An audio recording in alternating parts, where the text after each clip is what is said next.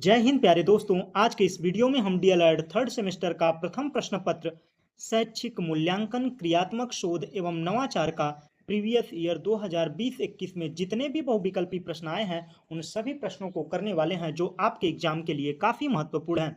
तो चलिए बढ़ते हैं प्रश्नों की ओर। तो पहला प्रश्न है, आगरा का ताजमहल किसने बनवाया था? यह किस प्रकार का प्रश्न है? स्मृति संबंधित, तर्क संबंधित, पूरक प्रश्न, विचार उत्तेजन प्रश्न। तो आगरा का ताजमहल किसने बनवाया था, यह जो प्रश्न है स्मृति संबंधित है, तो ऑप्शन पहला सही होगा। और इसका सेम टू सेम केवल शब्द बदलकर यही प्रश्न 2019 में पूछा गया था। 2019 में क्या पूछा गया था कि लाल किला किसने बनवाया था। यह प्रश्न किस प्रकार का है? यह स्मृति आधारित है। जब आपको याद रहेगा कि किसने बनवाया है तभी कर पाएंगे। तर्क से संबंधित नहीं है, पूरक भी नहीं है, विचारों से आप नहीं दे सकते। जब आपको याद होगा कि किसने बनवाया है तभी इसका जवाब दे पाएंगे। तो कैसा प्रश्न है? स्मृति आधारित प्रश्न है। और आगरा का ताजमहल किसने बनवाया था, यह आप लोग कमेंट में बताइएगा। बढ़ते हैं अगले प्रश्न की ओर। ब्लूम के अनुसार कितने सोपान पक्ष की चर्चा की गई है? 3, 2, 5 और चौथा ऑप्शन है 6। तो ब्लूम के अनुसार कितने सोपान पक्ष की चर्चा की गई है? तो ब्लूम के अनुसार 6 सोपानों की चर्चा की गई है। बढ़ते हैं अगले प्रश्न की ओर। निम्नलिखित में से कौन सा वस्तुनिष्ठ प्रकार का प्रश्न है? वस्तुनिष्ठ का मतलब है कि जिसका केवल एक ही उत्तर हो। निबंध लेखन। निबंध लेखन कैसा प्रश्न है? यह डिटेल में जाएगा। आप निबंध लिखते हैं तो क्या एक लाइन में एक शब्द में हो जाता है? दीर्घ उत्तरी प्रश्न, यह भी कैसा है? वस्तुनिष्ठ प्रश्न नहीं है। लेकिन बहुविकल्पी, खाली स्थान, मिलान, ये सब क्या है? वस्तुनिष्ठ प्रकार के प्रश्न है। तो ऑप्शन तीसरा सही होगा। बढ़ते हैं अगले प्रश्न की ओर। तो अगला प्रश्न है, चार क्या है? सतत है, असतत है, दोनों है, उपरोक्त में से कोई नहीं। तो चार क्या है? चार जो है असतत है। ऑप्शन दूसरा सही होगा। बढ़ते हैं अगले प्रश्न की ओर। शैक्षिक नवाचार का तात्पर्य है। शैक्षिक नवाचार मतलब पढ़ाने में नवाचार का तात्पर्य है अधिगम प्रक्रिया में नवाचार, सिखाने की जो प्रक्रिया है उसमें नवाचार, नवीनता लाई जाए। शिक्षण विधि में नवाचार, यह भी है। उपयुक्त में से दोनों, उपयुक्त में से कोई नहीं। तो शैक्षिक में नवाचार होगा कि अधिगम की जो प्रक्रिया है उसमें भी नवाचार लाया जाए, और शिक्षण विधियों में। तो इसका ऑप्शन तीसरा सही होगा। बढ़ते हैं अगले प्रश्न की ओर।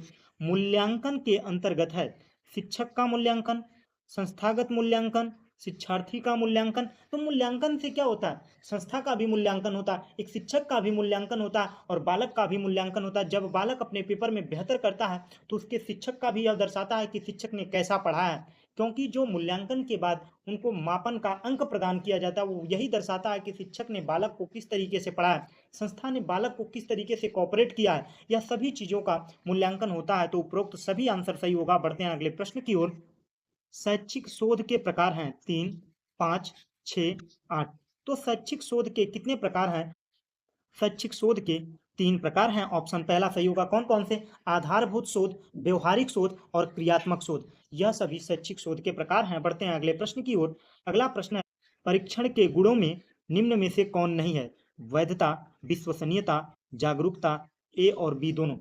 तो कौन-सा नहीं है? परीक्षण में क्या होता है? जागरूकता नहीं होती, वैधता भी होती है, विश्वसनीयता भी होती है, लेकिन जागरूकता नहीं होती है। इसलिए ऑप्शन तीसरा नहीं पूछा है। इसको याद रखिएगा, नहीं। तो ऑप्शन तीसरा सही होगा। बढ़ते हैं अगले प्रश्न की ओर। अगला प्रश्न है, व्यापक मूल्यांकन का आशय होता है व्यक्तित्व के सभी पक्षों का मूल्यांकन ही क्या कहलाता है? व्यापक मूल्यांकन कहलाता है। केवल एक पक्ष का मूल्यांकन करना व्यापक मूल्यांकन नहीं है।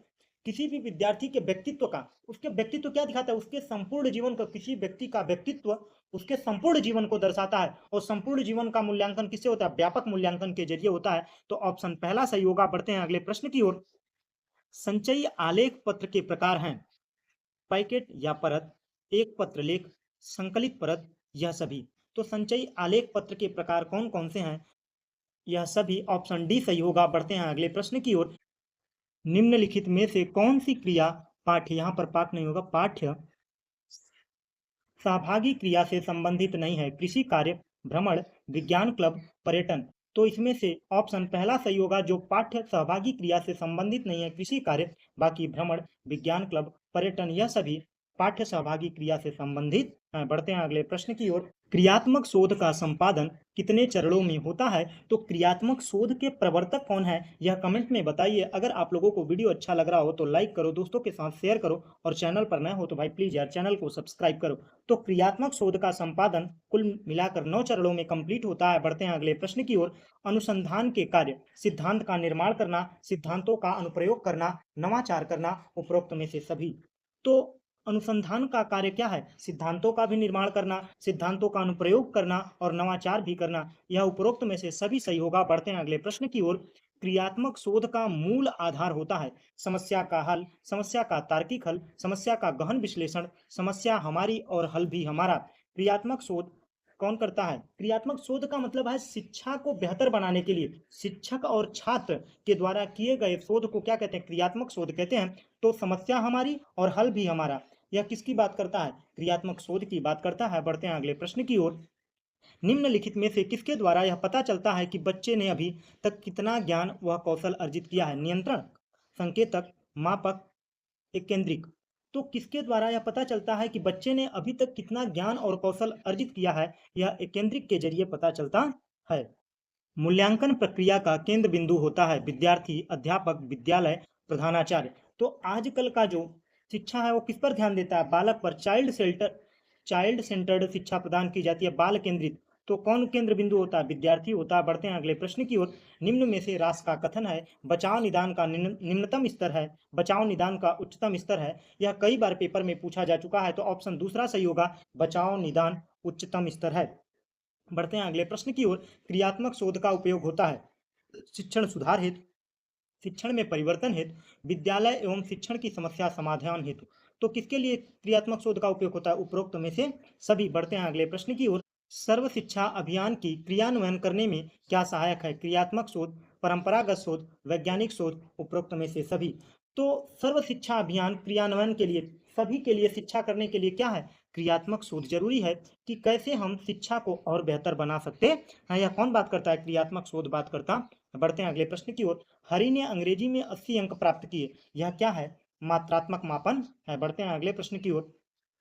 व्यवसायिक किस पक्ष का उद्देश्य है? ज्ञानात्मक पक्ष, भावनात्मक पक्ष, मनोगत्यात्मक पक्ष, उपरोक्त में से सभी। तो व्यवसायिक कैसा पक्ष है? तो व्यवसायिक जो है यह भावनात्मक पक्ष है। बढ़ते हैं अगले प्रश्न की ओर। मूल्यांकन का महत्वपूर्ण बिंदु है शैक्षिक उद्देश्य, व्यवहार परिवर्तन, अधिगम अनुभव, उपरोक्त में से सभी। तो मूल्यांकन का महत्वपूर्ण बिंदु है उपरोक्त में से सभी। शैक्षिक उद्देश्यों को प्राप्त करना, व्यवहार में परिवर्तन करना ही क्या कहलाता है? अधिगम कहलाता है। अधिगम अनुभव यह मूल्यांकन के महत्वपूर्ण बिंदु हैं। बढ़ते हैं अगले प्रश्न की ओर। लिंग के आधार पर व्यक्ति का महिला एवं पुरुष में विभाजन कहलाता है गुणात्मक मापन, मात्रात्मक मापन, मूल्यांकन और परीक्षण।